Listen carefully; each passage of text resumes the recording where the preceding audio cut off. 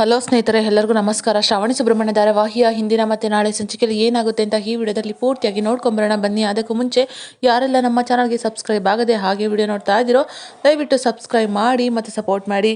ಹಾಗೆ ಪಕ್ಕದಲ್ಲಿರುವ bell ಬಟನನ್ನು click ಮಾಡಿ. ಸಂಚಿಕೆಯಲ್ಲಿ ಮೊದಲಿಗೆ ಸುಬ್ಬು ಅವರು, ನೋಡಿ ಮೇಡಮ್, ನಾವು ಆ ಮದನ್ಗೆ ಸಾವಿತ್ರಿನ ಕೊಟ್ಟು ಮದುವೆ ಮಾಡಿಬಿಟ್ವು. ಅವನು ಇಂಥವನು ಅಂತ ನಮಗೆ ಚೆನ್ನಾಗೇ ಗೊತ್ತಿತ್ತು. ಆದರೆ ಅವನೇನು ಪ್ರೀತಿಯಿಂದ ನೋಡ್ಕೊಳ್ಳೋ ಥರ ನಾಟಕ ಮಾಡ್ತಿದ್ದ ಮುಂಚೆ. ಇವಾಗ ಅವನಿಗೆ ಸ್ವಲ್ಪನೂ ಕೂಡ ಸಾವಿತ್ರಿ ಮೇಲೆ ಪ್ರೀತಿ ಇಲ್ಲ. ಪ್ರೀತಿ ನಾಟಕ ಆಡ್ಬಿಟ್ಟ ಮೇಡಮ್ ಅವನು ಅಂತ ಹೇಳ್ತಾರೆ. ಆಗ ಶ್ರಾವಣಿ, ಸುಬ್ಬು, ಸಾವಿತ್ರಿ ಮೊದಲಿನ ಥರ ಇಲ್ಲ, ನಿಜವಾಗ್ಲೂ ಅವಳು ತುಂಬಾ ಧೈರ್ಯವಂತೆ ಆಗಿದ್ದಾಳೆ. ಜೊತೆಗೆ ಕೆಟ್ಟ ಕಲ್ಲು ಮನಸ್ಸಿರೋನ್ನ ಪ್ರೀತಿ ಅನ್ನೋದು ತುಂಬಾ ಬೇಗನೆ ಬದಲಾಯಿಸ್ಬಿಡುತ್ತೆ.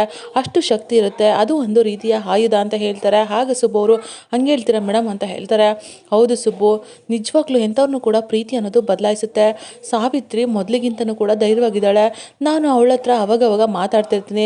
ಸರಿನಾ, ನೀನೇನು ತಲೆ ಕೆಡಿಸ್ಕೋಬೇಡ ಸುಬ್ಬು ಅಂತ ಹೇಳ್ತಾರೆ. ಆಗ ಸುಬ್ಬು ಅವರು, ಮೇಡಮ್, ನನಗೆ ವರ ಬೇರೆ ಅಲ್ಲ, ಸಾವಿತ್ರಿ ಬೇರೆ ಅಲ್ಲ. ಅವಳು ಯಾವತ್ತು ನನ್ನ ಅಣ್ಣ ಅಂತ ಕರೆದೋ ನಿಜವಾಗ್ಲೂ ಅವಳು ನನಗೆ ಅವತ್ತಿಂದನೇ ತಂಗಿ ಆಗ್ಬಿಟ್ಲು ಅಂತ ಹೇಳ್ತಾರೆ. ಆಗ ಶ್ರಾವಣಿ ಅವರು, ಸುಬ್ಬು, ಅವಳು ಗರ್ಭಿಣಿ ಬೇರೆ, ಅವಳಿಗೆ ಹಲವಾರು ಆಸೆಗಳಿರುತ್ತೆ. ಆದರೆ ಆ ವಿಜಯಾಂಬಿಕಾ ಮತ್ತು ಆ ಮದನು ಯಾವುದನ್ನು ಕೂಡ ಈಡೇರಿಸಿರೋದಿಲ್ಲ ಅಂತ ಹೇಳ್ತಾರೆ. ಆಗ ಸುಬ್ಬು ಅವರು, ಅವಳು ನಂಗೆ ತಂಗಿ ಅಂದಮೇಲೆ ತಂಗಿ ಎಲ್ಲ ಆಸೆನೂ ಕೂಡ ನಾನು ಈಡೇರಿಸ್ತೀನಿ ಮೇಡಮ್. ಜೊತೆಗೆ ಅವ್ಳಿಗೆ ಏನೆಲ್ಲ ಬೇಕೋ ಎಲ್ಲನೂ ಕೂಡ ನಾನು ತಂದುಕೊಡ್ತೀನಿ ಅಂತ ಹೇಳ್ತಾ ಇರ್ತಾರೆ. ಆಗ ಶ್ರಾವಣಿ ಅವ್ರಿಗೂ ಕೂಡ ತುಂಬಾ ಖುಷಿ ಆಗುತ್ತೆ. ಈ ಕಡೆ ವೀರು ಅವರು ಮನೆಯವರೆಲ್ಲರೂ ಕೂಡ ಹಾಲ್ಗೆ ಬರೋದಕ್ಕೆ ಹೇಳಿರ್ತಾರೆ. ಆಗ ವಿಜಯಾಂಬಿಕಾ ಅವರು, ಎಲ್ಲ ವೀರು ಯಾಕೆ ಎಲ್ಲರೂ ಕೂಡ ಬರೋದಕ್ಕೆ ಹೇಳಿದ್ದಾನೆ, ನನ್ನ ಬಗ್ಗೆ ಏನಾದರೂ ಬೇರೆ ವಿಷಯ ಗೊತ್ತಾಯ್ತಾ ಏನೋ ಅಂತ ತುಂಬ ಯೋಚನೆ ಮಾಡ್ತಾ ಇರ್ತಾರೆ. ಆಗ ಸುರೇಂದ್ರ ಅವರು ಕೂಡ ಯೋಚನೆ ಮಾಡ್ತಿರ್ತಾರೆ. ಆಗ ವೀರೇಂದ್ರ ಅವರು, ಅಲ್ಲ, ಈ ಮನೆಯಲ್ಲಿ ಏನು ನಡೀತಾ ಇದೆ ಅಷ್ಟಕ್ಕೂ ನನಗೆ ಗೊತ್ತಿಲ್ಲದೆ ಏನೇನೆಲ್ಲ ನಡೀತಾ ಇದೆಯಲ್ಲ ಈ ಮನೆಯಲ್ಲಿ ಅಂತ ಹೇಳ್ತಾರೆ. ಆಗ ಎಲ್ಲರೂ ಕೂಡ ಆಶ್ಚರ್ಯ ಆಗುತ್ತೆ. ಆಗ ವೀರು ಅವರು, ಹೇ ಮದನ್, ಬಾರೋ ಇಲ್ಲಿ ಅಂತ ಹೇಳ್ತಾರೆ. ಆಗ ಮದನ್ಗೆ ಸ್ವಲ್ಪ ಗಾಬರಿ ಆಗುತ್ತೆ. ಏನು ಮಾವ ಅಂತ ಹೇಳ್ತಾರೆ. ಬಾರೋ ಇಲ್ಲಿ, ಕರಿತಾ ಇದ್ದೀನಿ ತಾನೇ, ಕರ್ತಿರೋದು ಅರ್ಥ ಆಗ್ತಾ ಇಲ್ವಾ ನಿನಗೆ? ಅಲ್ಲ, ನಿನ್ನ ಹೆಂಡತಿ ಯಾರು ಅಂತ ಕೇಳ್ತಾರೆ. ಅಲ್ಲ, ನಾನೇನಾದರೂ ಹೊರಗಡೆ ಸಂಬಂಧ ಇಟ್ಕೊಂಡಿರೋದು ಮಾವಂಗೆ ಏನಾದ್ರು ಗೊತ್ತಾಗ್ಬಿಡ್ತಾ ಏನೋ ಅಂತ ಮದನ್ ಅವರು ಯೋಚನೆ ಮಾಡ್ತಾ ಇರ್ತಾರೆ. ಹೇಳೋ, ನಿನ್ನ ಹೆಂಡತಿ ಯಾರು ಅಂತ ಕೇಳ್ತಾರೆ. ಆಗ ಮದನ್ ಅವರು, ಸಾವಿತ್ರಿ ಅಂತ ಹೇಳ್ತಾರೆ.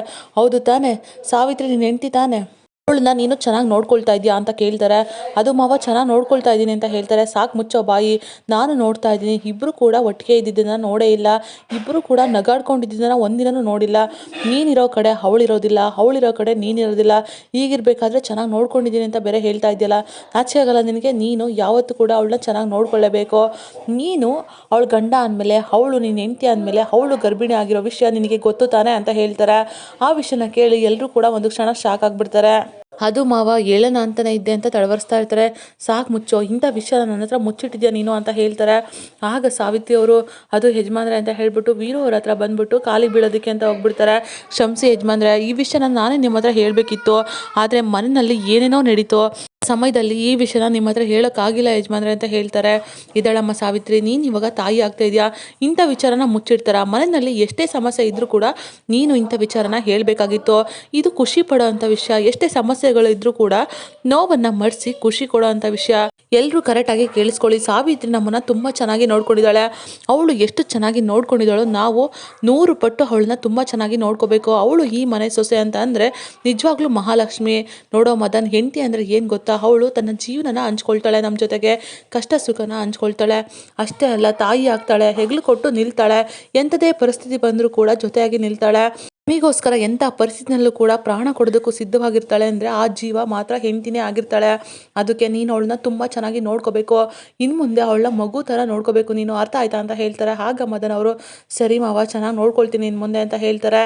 ಸರಿ ಆಯಿತು, ನೀನು ಸಾವಿತ್ರಿನ ಕರ್ಕೊಂಡು ಹೋಗು ಅಂತ ಹೇಳ್ತಾರೆ. ಆಗ ಮದನ್ ಅವರು ಸಾವಿತ್ರಿನ ಕರ್ಕೊಂಡು ಹೋಗ್ತಾರೆ. ಆಗ ವಂದನವರು, ಬಾವ, ನೀವು ವಿಷಯನ ಶುರು ಮಾಡಿದ ತಕ್ಷಣ ನಿಜವಾಗ್ಲೂ ಏನಾಯ್ತೋ ಏನೋ ಅಂತ ತುಂಬಾ ಗಾಬರಿ ಪಟ್ಟಿದ್ವಿ ಬಾವ. ಈ ವಿಷಯ ಖುಷಿ ಪಡೋಂಥ ವಿಷಯನೇ, ಆದರೂ ಕೂಡ ನಿಮಗೆ ನನ್ನಿಂದನೂ ಕೂಡ ಹೇಳೋದಕ್ಕೆ ಆಗಲಿಲ್ಲ, ಕ್ಷಮಿಸಿ ಬಾವ ಅಂತ ಹೇಳ್ತಾರೆ. ಸರಿ ಆಯಿತು, ಈ ಮನೆಯಲ್ಲಿ ಏನೇನೋ ನಡೀತಾ ಇದೆ, ನಾವು ಯಾರನ್ನೋ ನಂಬಿ ಮೋಸ ಹೋಗ್ಬಾರ್ದಲ್ವಾ, ತಪ್ಪೆ ಜನ ಹಿಡಬಾರ್ದಲ್ವಾ, ಅದಕ್ಕೆ ಇನ್ನು ಮುಂದೆ ಏನೇ ವಿಷಯಗಳಿದ್ರೂ ಕೂಡ ನನಗೆ ಎಲ್ಲನೂ ಗೊತ್ತಾಗಬೇಕು ಅಂತ ಹೇಳ್ತಾ ಇರ್ತಾರೆ. ಆಗ ವಿಜಯಾಂಬಿಕಾ ಅವರು ಇದನ್ನೆಲ್ಲ ಕೇಳಿಸ್ಕೊಂಡ್ಮೇಲೆ, ಅಲ್ಲ, ನಾನು ಹೇಳಿದಂಥ ಒಂದೇ ಒಂದು ಮಾತಿಂದ ನಿನ್ನ ಹೆಂಡ್ತಿನೇ ನೀನು ದೂರ ಇಟ್ಟಿದ್ಯಾ, ಗಂಡ ನೀನು ನೋಡ್ತಾ ಇರು, ಅವಳು ಬದುಕಿದ್ದಾಳೆ ಅನ್ನೋ ವಿಷಯ ನಿನಗೆ ಯಾವುದೇ ಕಾರಣಕ್ಕೂ ಗೊತ್ತಾಗಬಾರ್ದು. ಅದಕ್ಕೆ ಮುಂಚೆನೇ ನಾನೇ ನನ್ನ ಕೈಯಾರ ಅವಳನ್ನ ಮುಗಿಸ್ಬಿಡ್ತೀನಿ ಅಂತ ಯೋಚನೆ ಮಾಡ್ತಿರ್ತಾರೆ. ನಂದಿನಿ ಅವರು ಸಾವಿತ್ರಿಗೋಸ್ಕರ ಲಡ್ಡು ಮತ್ತು ಚಕ್ಲಿ ಎಲ್ಲ ಥರ ತಿಂಡಿಗಳನ್ನು ಕೂಡ ರೆಡಿ ಮಾಡಿ ಬಾಕ್ಸಿಗೆ ತುಂಬ್ತಾ ಇರ್ತಾರೆ. ಅಷ್ಟರಲ್ಲಿ ಶ್ರಾವಣಿ ಮತ್ತು ಸುಬ್ಬು ಇಬ್ಬರು ಕೂಡ ಬರ್ತಾರೆ. ನೋಡ್ಬಿಟ್ಟು ಏನಮ್ಮ ಇಷ್ಟೊಂದೆಲ್ಲ ತಿಂಡಿಗಳು, ಇದನ್ನೆಲ್ಲ ನೀವೇ ಮಾಡಿದ್ದ ಅಂತ ಕೇಳ್ತಾರೆ. ಹೌದು, ನಾನಾ ಮಾಡಿದ್ದೆ ಕೂಸ ಅಂತ ಹೇಳ್ತಾರೆ. ನಿಮ್ಮ ಮನೆಯಲ್ಲಿ ಒಂದು ಹುಡುಗಿ ಗರ್ಭಿಣಿ ಇದೆ ಅಂತ ವಿಷಯ ಗೊತ್ತಾಯಿತು, ಅದಕ್ಕೋಸ್ಕರ ಅವಳಿಗೋಸ್ಕರ ಇದನ್ನೆಲ್ಲ ಮಾಡಿದೆ. ಹೆಣ್ಮಕ್ಳಿಗೆ ತುಂಬಾ ಬಯಕೆ ಇರುತ್ತೆ ಇಂಥ ಸಮಯದಲ್ಲಿ, ಅದಕ್ಕೆ ಇದೆಲ್ಲ ಅಂತ ಹೇಳ್ತಾರೆ. ನಿಜವಾಗ್ಲೂ ತುಂಬಾ ಖುಷಿ ಆಗ್ತಾ ಇದೆ ಅಮ್ಮ, ತಾಯಿನ ಪಡೆಯೋದಕ್ಕೆ ನಿಮ್ಮ ಮಕ್ಕಳು ನಿಜವಾಗ್ಲೂ ಪುಣ್ಯ ಮಾಡಿದ್ದಾರೆ.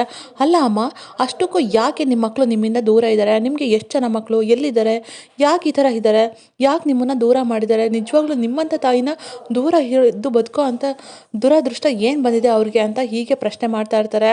ಆಗ ಸುಬ್ಬು ಅವರು, ಅಲ್ಲ ಮೇಡಮ್, ಇವಾಗೆಲ್ಲ ಕ್ವಶನ್ ಯಾಕೆ, ಅದಕ್ಕೆಲ್ಲ ತುಂಬಾ ಟೈಮ್ ಇದೆ, ನೀವು ಮುಂದೆ ಕೇಳ್ಕೊಳ್ವಂತ್ರಿ, ಸರಿನಾ ಅಮ್ಮೋರೆ? ತಿಂಡಿನ ಕೊಡಿ, ನಾನು ಹೋಗ್ಬಿಟ್ಟು ಸಾವಿತ್ರಿಗೆ ಆ ತಿಂಡಿನೆಲ್ಲ ಕೊಡ್ತೀನಿ ಅಂತ ಹೇಳ್ತಾರೆ. ಆಗ ನಂದಿನಿ ಅವರು, ಸರಿ ಆಯ್ತಪ್ಪ, ಜೋಪಾನ ಅಂತ ಹೇಳೋ ಈ ಸಮಯದಲ್ಲಿ ಅಂತ ಹೇಳ್ಬಿಟ್ಟು ಕಳಿಸ್ತಾರೆ. ಆಗ ಸುಬ್ಬು ಅವರು ಕೂಡ ಅಲ್ಲಿಂದ ಹೊರಡ್ತಾರೆ. ಅಲ್ಲ ಅಮ್ಮ, ನಿಜವಾಗ್ಲೂ ನಂಗೆ ತುಂಬಾ ಖುಷಿ ಆಗ್ತಿದೆ, ಅವಳು ಗರ್ಭಿಣಿ ಅಂತ ಗೊತ್ತಾದ ತಕ್ಷಣ ನೀವು ಇಷ್ಟೆಲ್ಲ ಮಾಡಿದ್ದೀರಾ. ಅಲ್ಲ ಅಮ್ಮ, ಮುಂದೆ ಒಂದಿನ ನಾನು ಗರ್ಭಿಣಿ ಆದರೆ ಇಷ್ಟೆಲ್ಲ ಮಾಡ್ಕೊಡ್ತೀರಾ ಅಂತ ಕೇಳ್ತಾರೆ. ಆಗ ನಂದಿನಿ ಅವರು, ಕೂಸೆ, ಅಲ್ಲಿವರೆಗೂ ನನ್ನ ಉಸಿರಿತ್ತು ಅಂತಂದರೆ ನಿಜವಾಗ್ಲೂ ಖಂಡಿತವಾಗ್ಲೂ ಮಾಡ್ಕೊಡ್ತೀನಿ, ಅಷ್ಟೇ ಅಲ್ಲ ನಿನ್ನ ಬಾಣಂತನೂ ಕೂಡ ನಾನಾ ಮಾಡ್ತೀನಿ ಅಂತ ಹೇಳ್ತಾರೆ. ಆಗ ಶ್ರಾವಣಿ ಅವ್ರಿಗಂತೂ ತುಂಬಾ ಖುಷಿ ಆಗುತ್ತೆ.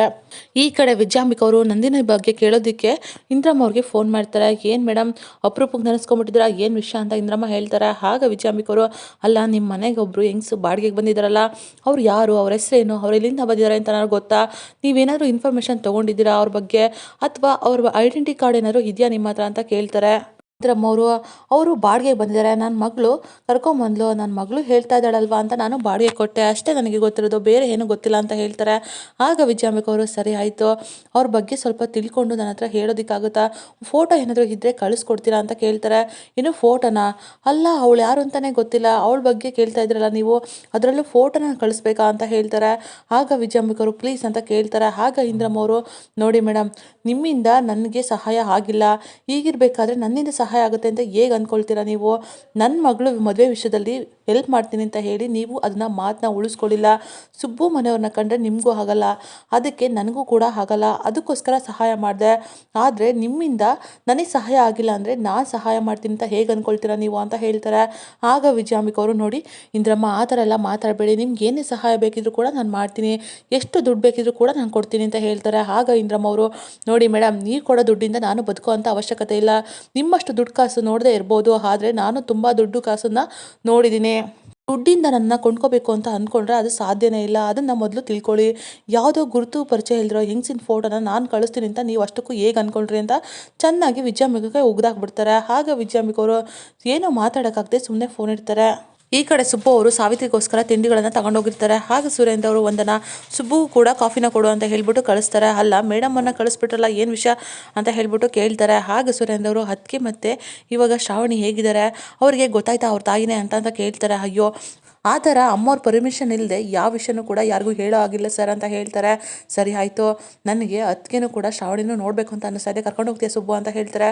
ಅದಕ್ಕೆಲ್ಲ ಚಾರ್ಜ್ ಆಗುತ್ತೆ, ಯೋಚನೆ ಮಾಡ್ತೀನಿ ಅಂತ ಹೇಳ್ತಾರೆ. ಏನು ಯೋಚನೆನಾ ಅಂತ ಹೇಳ್ತಾರೆ. ಹೌದು, ದೇವ್ರ ದರ್ಶನ ಆಗಬೇಕು ಅಂತಂದರೆ ಪೂಜಾರಿನ ಚೆನ್ನಾಗಿ ನೋಡ್ಕೋಬೇಕಲ್ವಾ ಅಂತ ಹೇಳ್ತಾರೆ. ಸರಿ ಆಯ್ತಪ್ಪ, ಚೆನ್ನಾಗಿ ನೋಡ್ಕೊಳ್ತೀನಿ ಅಂತ ಹೇಳ್ತಾರೆ. ಅಯ್ಯೋ, ತಮಾಷೆ ಮಾಡಿದೆ ಸರ್ ಅಂತ ಹೇಳ್ತಾರೆ. ಸರಿ ಆಯಿತು, ಸಾವಿತ್ರಿ ಎಲ್ಲಿ ಅಂತ ಕೇಳ್ತಾರೆ.